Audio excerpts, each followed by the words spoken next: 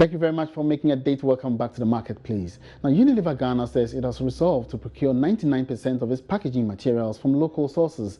According to the company, this has become necessary because it seeks to create more jobs for Ghanaians. Managing Director of Unilever Ghana, Yo, spoke with Joy Business at the launch of the 6th edition of Unilever Africa Idea Trophy here in Accra. Bismarck Awusa was there and brings you more.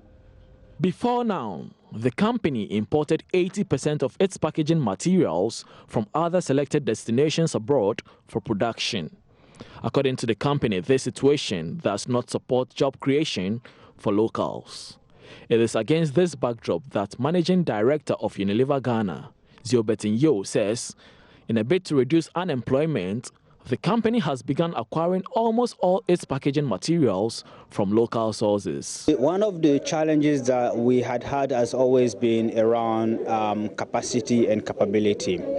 And instead of sitting and watching, we have taken the lead on that particular front. There is no reason why we should continue to import what we can contribute to produce locally here. So last year, I briefed the team to try and localize as much as possible.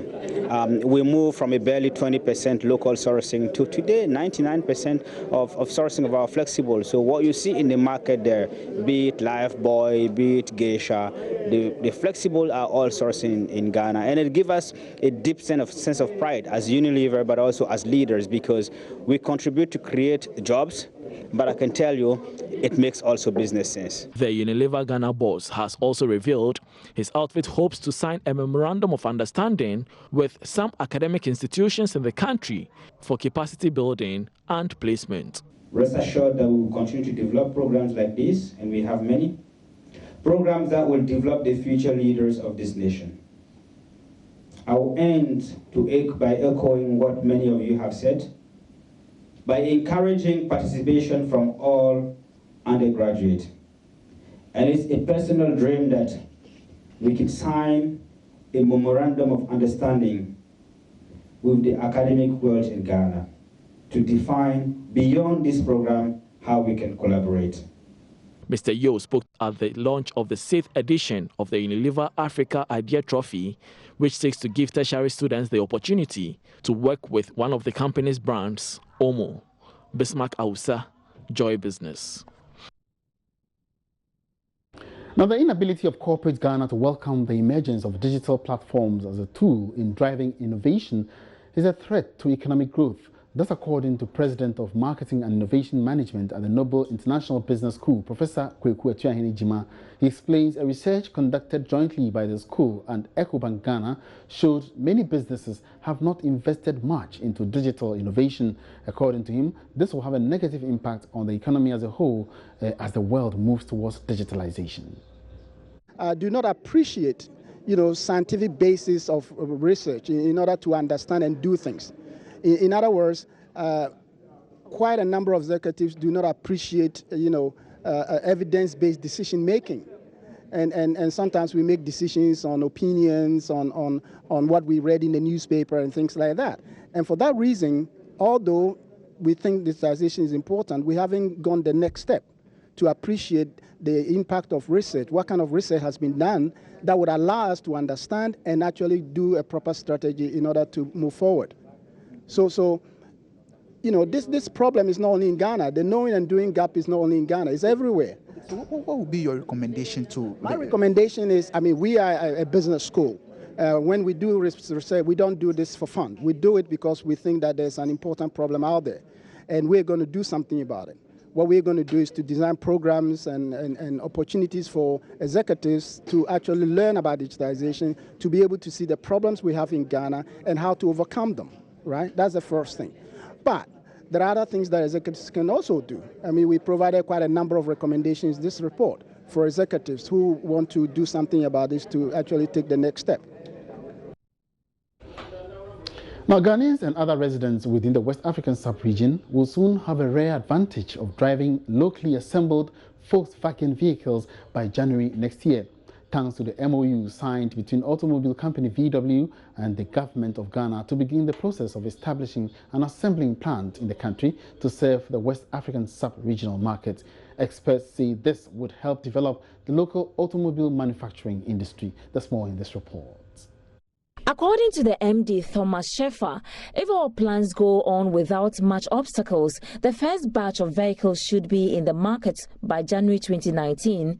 The assembling plant is expected to produce about 5,000 units of vehicles every year, with the capacity to do more depending on the market. According to Thomas, the future of Ghana is not to import second-hand cars for use, and noted that the initiative will create jobs for the youth. This journey about a year ago, where we had the first interaction with the Ghana government, and we believe from what the discussions brought that there's a huge potential in Ghana to move into a proper industrialization, to have an automotive industry. You have a very strong government that is now doing the right policies. They're trying to get jobs created. They want to industrialize. So we believe that Ghana is the ideal spot in Africa now to get started. We also have activities in Nigeria, for example, but we now look at Ghana for Ghana first and foremost. Ghana at the moment, total new cars that get sold here is about 4,000 a year, but the potential is really 250, 300,000 cars per year. There's no reason why it shouldn't be. Used vehicles is not the future. The future is jobs, local jobs and mobility, and that's what Volkswagen stands for, and we are very prepared to come to this country. We'll install a capacity of about 5,000 units, 5,000 cars per year in the first step. Then we see what the market can absorb, and then we will invest progressively to the demand of the market. We don't know. As I said, at the moment, the total demand is about 4,000 new cars. We invest for 5, and then we see how it goes. On his part, Chief Executive of Universal Motors, the authorized dealer of VW vehicles in Ghana, Sabhi Akid, disclosed that the company is looking forward to working with government to develop the automobile industry. He believes a clear policy for the sector is the right way to go if the industry will be well regulated. The German automobile manufacturer says the move is part of the Germany-Africa investment drive championed by the two countries after the G20 summit last year. There is the MOU which was signed. Definitely there should be, before we talk about tax incentive of anything, the government has to come out with the policy for the industry, and based on the policy of the industry that can we can develop further, we can go further. It may be, I don't know how they're going to apply it, but I'm sure that the government is sitting down to study properly the policy for the auto industry to see how further they can go. VW has a franchise in South Africa and will be using Ghana to reach out to the West African market. Meanwhile, Minister for Planning, Dr. Anthony Akutosei, has been outlining some benefits Ghana will derive from German Chancellor Angela Merkel's visit to Ghana. Is that we want the private sector to take charge. But to do that, you have to convince them that you have something that they want. And that is why it's important that the Chancellor herself was here with a trade delegation, and the Vice President is essentially telling them, look, we want private investors. So you tell us what issues you have, and let's work on them. So that's the whole idea. The automobile company is not going to compete with our Kantanka here. No, but I think Volkswagen and Kantanka are two different cars. It depends, of course, the price. First, we want to grow our local industries. Yeah, but they want to grow our local industries. But what is the market for Kantanka? You have to ask. People are used to VW and other smaller cars and so forth and so on. I'm not saying that we should not encourage local business, but it is a local assembly. It's not local manufacturing. So maybe they can move to a different level. And by all means, we should encourage them through bulk government purchases and things like that. Are we giving them any tax incentives? As of now, I don't know yet. Okay. Yes. Thank you very much. Thank you. But can you tell me the portion of Ghana's share of the German Africa grant? I don't know if we have a share, but the last year they gave us 100 million out of that. And it can go up depending on what negotiations there, you can see that they are looking for local partners. So now our responsibility is to find local partners to work with them. There will be a conference in Germany in October, but another one in Ghana in February. Hopefully we would have done some more work. GIPC will visit Germany before then. All right, so we would like to get some more analysis on this particular development from transport consultant Cecil Gabra, who has joined us on phone. Now, good afternoon, sir. Welcome to the marketplace. Hello, Mr. Gabra. Yes, I can hear you. All right, now, what does this particular development mean for the economy? Well, I would say it's a very good move for our country, Ghana. If the whole Germany have noticed that they can bring their business here, I think we have a very good advantage. They're looking at political rest. They're looking at so many aspects, right? And this, in particular, will be an opportunity for our skilled workforce that we're talking about. This morning your station mentioned on the unemployment issue. This is going to create a lot of jobs for technicians and generally skilled workforce. And it is going to be to our advantage in terms of exports. I do believe strongly that the pressure on the dollar will be reduced because if all is said and done, Ghana will have the opportunity to export some of these vehicles to other African countries, and who knows, back to Europe if labor force is cheaper than that of Europe. But on all over the world, this is what we are looking for as Ghanaians in terms of building up a better economy. This is indeed going to boost up our transport system. It is really going to allow others who are working, Ghana is a middle income already. People who are working will take advantage to purchase brand new cars.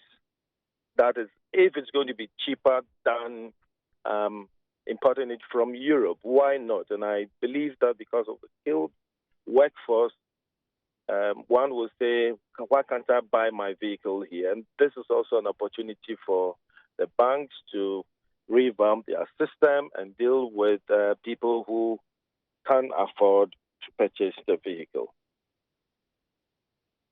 To have some, impact on revenue generation from the ports, especially when hitherto before the establishment of this plant, cars imported have to pay import duties. Now, with an establishment of a plant here, these may be absent. What's your take on this?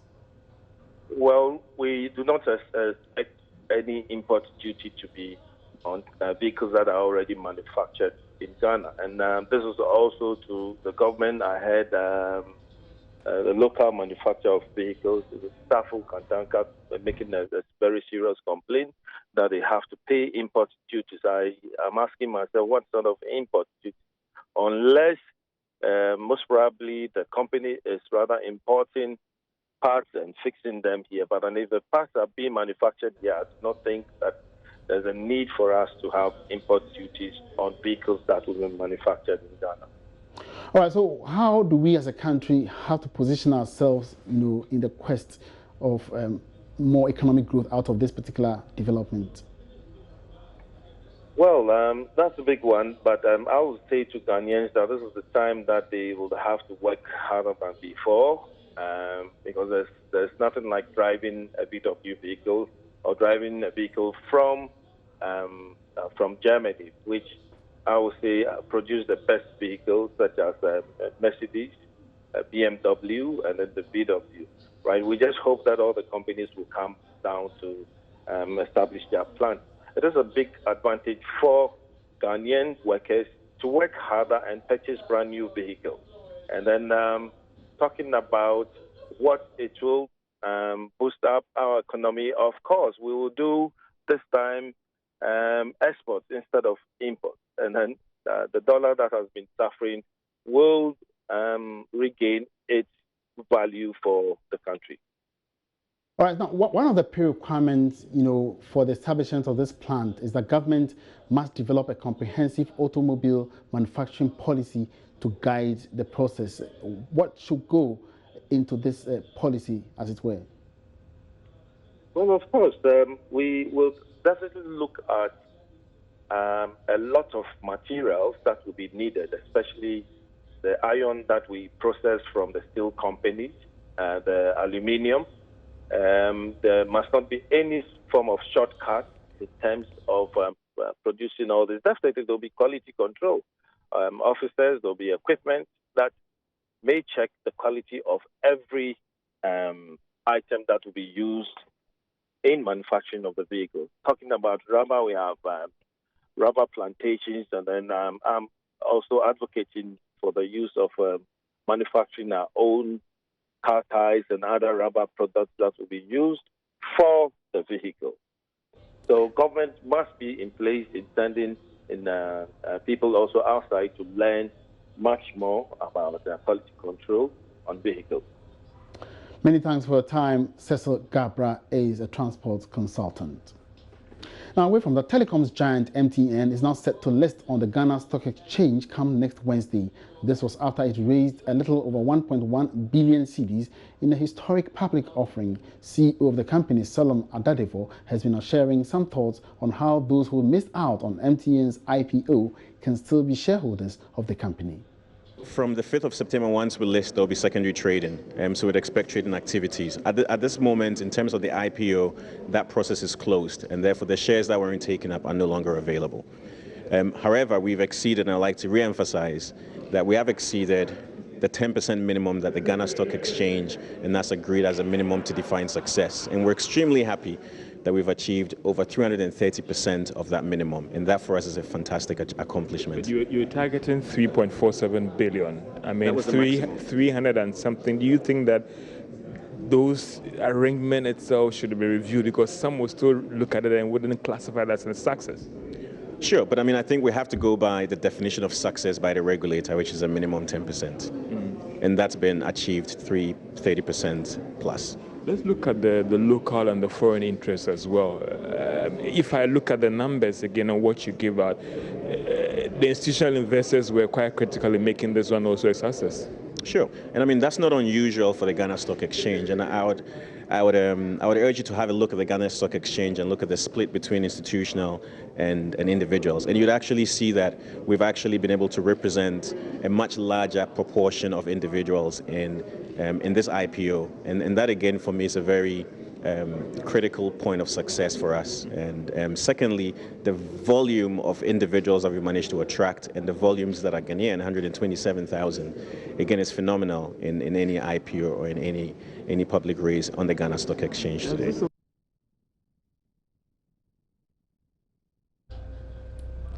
All right, so we want to get some more, understanding of this performance of MTN's IPO, and Head of Research at Databank, Alex Boahin, joins us via Skype to help do the analysis. And Alex, good afternoon. Welcome to the marketplace. Now, what do you make of the results of the IPO by MTN? Come again, please. What do you make of the results published yesterday by MTN? Oh, I think it was below expectation, but it's also good. I mean, considering the circumstances under which the IPO was undertaken. First, I mean, we expected that the restriction imposed on foreign ownership would actually pose a challenge to the full success of the IPO. But if you look at what they have been able to achieve, which is nearly 3 times the minimum amount required for the offer to be successful. So with that perspective, we can conclude that the IPO was successful. All right, now, so were you surprised a limited number of Ghanaians took part in the IPO, even though the issue of Ghanaian participation was highlighted strongly prior to the offer? Yeah, I mean, if you look at the number of applicants, then you can say that because obviously when you have a lot of more, you have more retail investors participating in the offer, you are likely to see more shareholders. But if you look at it in monetary terms, yes, most of the offer was undertaken by institutional investors. But I must also say that this result is a pure reflection of what actually pertains on the secondary market. If you look at the participation of foreign investors in our market, consistently is around 60-70%.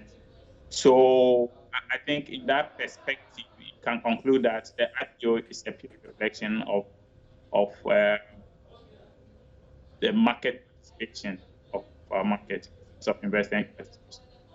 All right, so what does this mean for new shareholders of MTN as well as MTN itself?